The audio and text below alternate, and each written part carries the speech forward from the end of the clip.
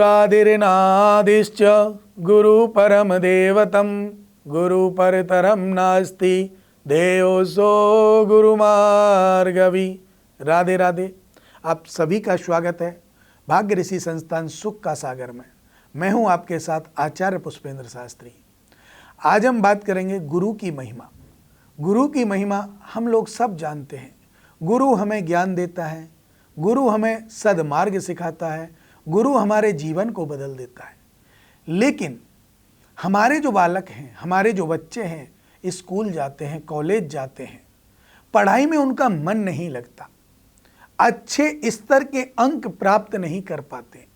अगर घर में पढ़ते भी हैं तो उनकी मेमोरी इतनी कमज़ोर हो गई है कि उन्हें कुछ याद नहीं रहता। परीक्षा आते आते वो घबरा जाते हैं, तो घबराने के कारण फेल हो जाते हैं या अच्छे अंक प्राप्त नहीं कर पाते, उनका मनोबल टूट जाता है। कई प्रकार के ऐसे लक्षण हमारे जीवन में कुंडली के माध्यम से भी होते हैं। कुंडली के माध्यम से हम देखें, कालसर्प दोष विशेष रूप से प्रभाव डालता है इस चीज़ का। जिस जातक की कुंडली में कालसर्प दोष होता है वो जीवन के सभी कार्यों में रुकावट देता है। छोटे से लेकर, पढ़ाई से लेकर, नौकरी, व्यापार, वाणिज्य, शादी, विवाह, संतान, सुख, हर चीज में रुकावट डालता है। अगर आपकी कुंडली में कालसर्प दोष है तो निवारण आप अवश्य कराएं। मन क्यों नहीं लगता पढ़ाई में? कारण क्या है? कारण है, सबसे बड़ा कारण है टोक।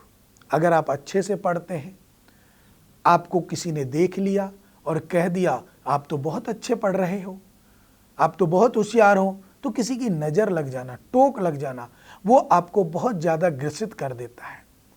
आपके चतुर्थ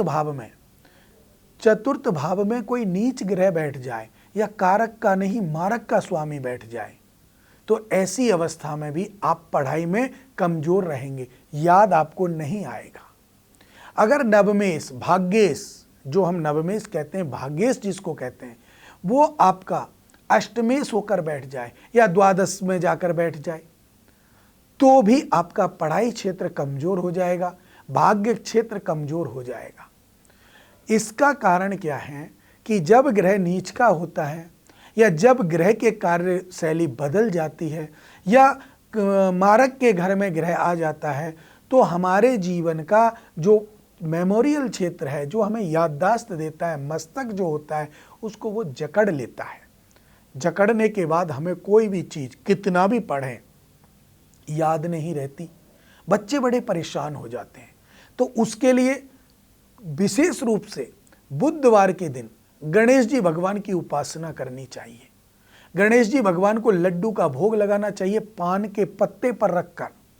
गणेश जी भगवान का स्मरण करना चाहिए और गणेश स्तोत्र का पाठ या तो खुद करें या किसी ब्राह्मण के द्वारा कराएं।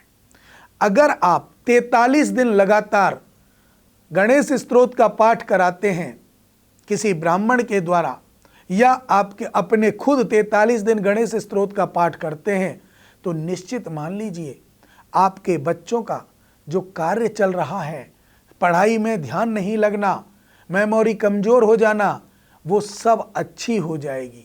लेकिन करना कैसे है? संकल्पित लेकर, संकल्प लेकर, जोत जलाकर, कंबल का आसन लेकर, इस हिसाब से आप इसको करेंगे तो आपके बच्चों का मन पढ़ने में लगेगा।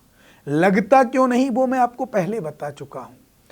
कालसर्प दोष के कारण या नवमेश, हमारा जो भाग्येश है वो कमजोर अवस्था में हो या मारक के स्वामी के साथ हो तो भी हमारा कार्य में मन नहीं लगता, पढ़ाई में बच्चों का मन नहीं लगता। इसी के साथ साथ अगर बच्चे को किसी की नज़र लग जाती हो, टोक लग जाती हो या कोई शत्रु कोई टोने टोटके करके आपके बच्चों के जीवन के साथ खिलवाड़ करता हो तब भी ये परेशानियां आती हैं। तो इसके लिए प्रश्न लगन का देखना बहुत ज़रूरी हो जाता है। तो आप अभी हमारे इन नंबरों को नोट कीजिएगा और अपने बच्चों के भविष्य के लिए फ़ोन लगाइएगा और लगाने के बाद अपने बच्चों के जीवन के बारे में पूछिए, कहीं ऐसा तो नहीं उनके जीवन में टोक लगी हो, नज़र लगी हो, किसी ने कुछ करा रखा हो या कोई ग्रह दोष ऐसा है जिसके कारण इनका पढ़ाई में मन नहीं लगता है।